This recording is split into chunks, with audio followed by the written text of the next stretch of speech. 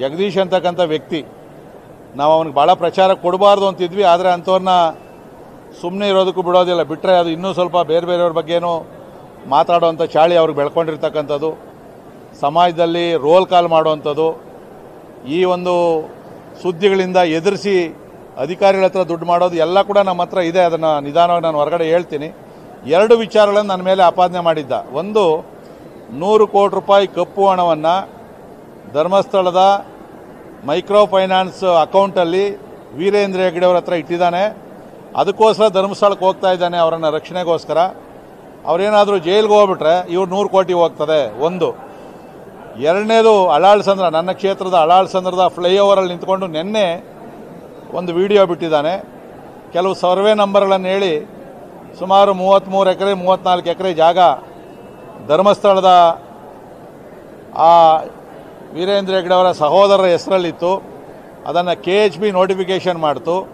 ಹಿಂದಿನ ಸರ್ಕಾರ 2008ರಲ್ಲಿ ಡಿನೋಟಿಫಿಕೇಷನ್ ಮಾಡಿಸಿ ಅದನ್ನು ಬೇರೆಯವರಿಗೆ ಮಾರಾಟ ಮಾಡಿ ಬ್ರೋಕರೇಜ್ ಮಾಡಿ 106 ಕೋಟಿ ರೂಪಾಯಿ ದುಡ್ಡನ್ನು ಲೂಟಿ ಮಾಡಿದ್ದಾನೆ ಅಂತಕ್ಕಂಥ ಮಾತನ್ನು ಹೇಳಿದ್ರು. ಮಾಧ್ಯಮದ ಮುಖಾಂತರ ನಾನು ಅವನಿಗೊಂದು ಚಾಲೆಂಜ್ ಮಾಡ್ತೀನಿ. ಈ 2 ವಿಚಾರಗಳಲ್ಲಿ 1% ಅಲ್ಲ, 0.001% ನೀನೇನಾದರೂ ಸಾಬೀತು ಮಾಡಿದ್ರೆ 1 ವಾರದೊಳಗಡೆಗೆ ನಾನು ಈ ಸದನದೊಳಗಡೆ ಬರಲ್ಲ ಮತ್ತು ನಾನು ಶಾಸಕ ಸ್ಥಾನಕ್ಕೆ ರಾಜೀನಾಮೆಯನ್ನು ಕೂಡ ಕೊಡ್ತೀನಿ ಅಂತಕ್ಕಂಥದ್ದನ್ನು ನೇರವಾಗಿ ಹೇಳ್ತಾ ಇದ್ದೀನಿ.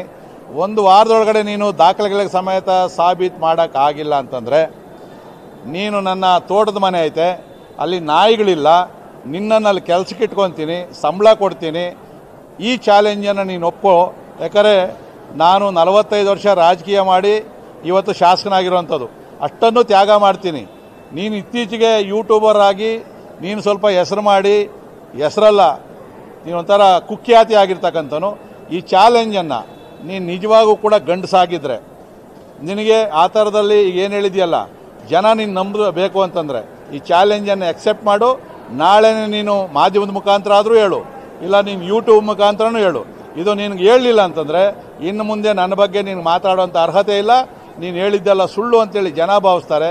ರಸ್ತೆಯಲ್ಲೂ ನಿನಗೆ ಬಡಿಗೆ ತಗೊಂಡು ಜನ ಯಾರು ಹೊಡಿತಾರೋ ಗೊತ್ತಿಲ್ಲ, ಧರ್ಮಸ್ಥಳದ ಭಕ್ತರು ಹೊಡಿತಾರೋ, ಬೇರೆ ಬೇರೆಯವ್ರ ಬಗ್ಗೆ ನೀನು ಮಾತಾಡಿದ್ದೀಯ ಅವ್ರು ಹೊಡಿತಾರೋ ಗೊತ್ತಿಲ್ಲ.